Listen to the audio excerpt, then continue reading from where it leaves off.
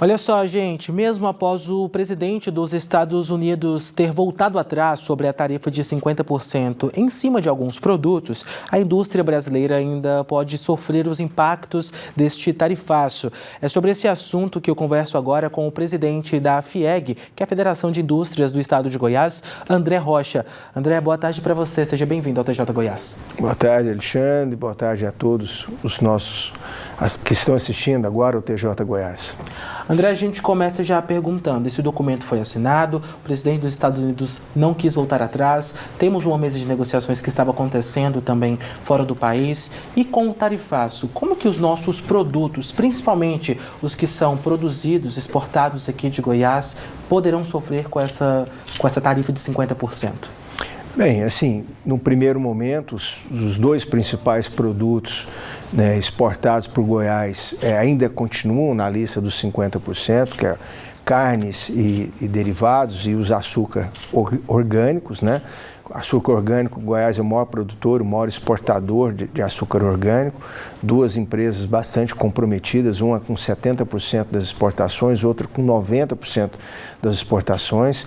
Então nós temos um impacto direto muito grande nesses dois setores, mas o impacto também atinge micro e pequenas empresas, então é bastante complicado. E temos também o impacto indireto, porque alguns setores que estão sendo atingidos, por exemplo, o setor de rochas ornamentais, é um impacto grande para o Espírito Santo, porém, uma vez que você não consegue ter um mercado americano, as empresas que produzem no Espírito Santo acabam tendo que vender não só dentro do país ou dentro de Goiás, mas aonde empresas goianas vendem também. Então você acaba canibalizando o mercado. Então é um prejuízo muito forte para a economia goiana.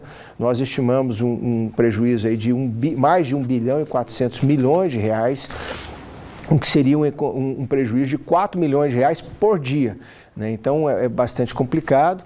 Agora, nós torcemos para que a diplomacia brasileira haja, que ela continue conversando, dialogando e consiga aí chegar num acordo menos ruim, né, para a economia brasileira. Além da exportação, quais são os principais impactos disso para o mercado interno destes dois produtos que você citou, que são produzidos especialmente exportados aqui de Goiás, sendo o açúcar e a carne? Bem, uma vez que o mercado de carne não consegue exportar, não é fácil de uma hora para outra você abrir mercado, descobrir um novo mercado. Então, você acaba tendo um impacto direto para, por exemplo, no caso da carne, para o produtor rural, aquele que está produzindo, aquele que está com o boi pronto para vender para o frigorífico, e você também tem um impacto indireto, porque você acaba com isso prejudicando o preço do milho, prejudicando uma série de insumos que são vendidos, inclusive, por indústrias, né? Então, no caso do açúcar orgânico, você acaba deixando de fazer um investimento numa colheitadeira, num trator, você acaba usando menos o serviço de mecânica, borracharia, você tem um impacto aí dentro do município, né? Você acaba comprando menos no supermercado, usando menos a rede de hotelaria e tudo mais. Então, o impacto indireto, ele é tão ruim, né? Bem próximo do valor mensurado do impacto direto. E nós não sabemos até quanto que essa guerra comercial, que é um perde-perde para os dois países, até quando ela se dará. As boas notícias primeiro, que nós tivemos 694 produtos retirados no primeiro momento dessa lista, então isso é importante. Esperamos que outros produtos possam ser retirados, quer dizer, não só o caso do café, que muito se fala, porque os Estados Unidos não produz e tem uma necessidade de comprar o produto brasileiro, mas o próprio açúcar orgânico. Os Estados Unidos produz apenas 7% daquilo que ele consome. Ele tem que comprar 93%, sendo que 46% dessas compras são dos produtores brasileiros. Então, se nós estamos trabalhando, os próprios compradores nos Estados Unidos trabalham internamente, diplomacia brasileira está trabalhando, o próprio governador de Goiás tem conversado aí com o encarregado de negócio da embaixada, o Gabriel Escobar. Então, assim, nós estamos tentando. Agora, muitas dessas negociações são sigilosas, são negociações de bastidores que não são divulgadas, a gente tem que ter muita paciência.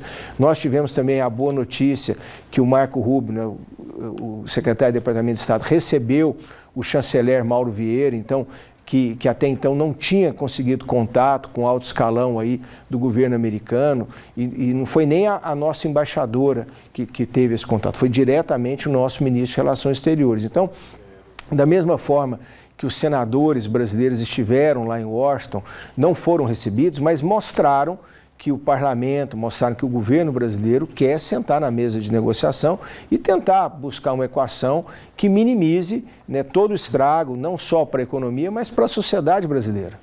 André, você comentou sobre essa questão do impacto em cadeia sobre outros produtos também, mas é importante citar aqui, eu gostaria que você explicasse para quem está de casa assistindo, que também tem um grande impacto no setor de empregos, na geração desses empregos, porque se deixa de produzir, automaticamente não vai precisar daquela mão de obra.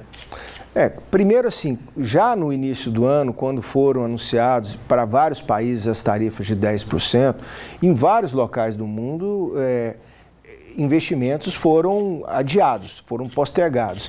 Esse clima de insegurança, de você taxar, e no caso do Brasil, você ameaçar, taxar, essa escalada que pode ocorrer dos dois países numa guerra comercial, que é, como eu disse, é negativa para os dois, é um perde-perde.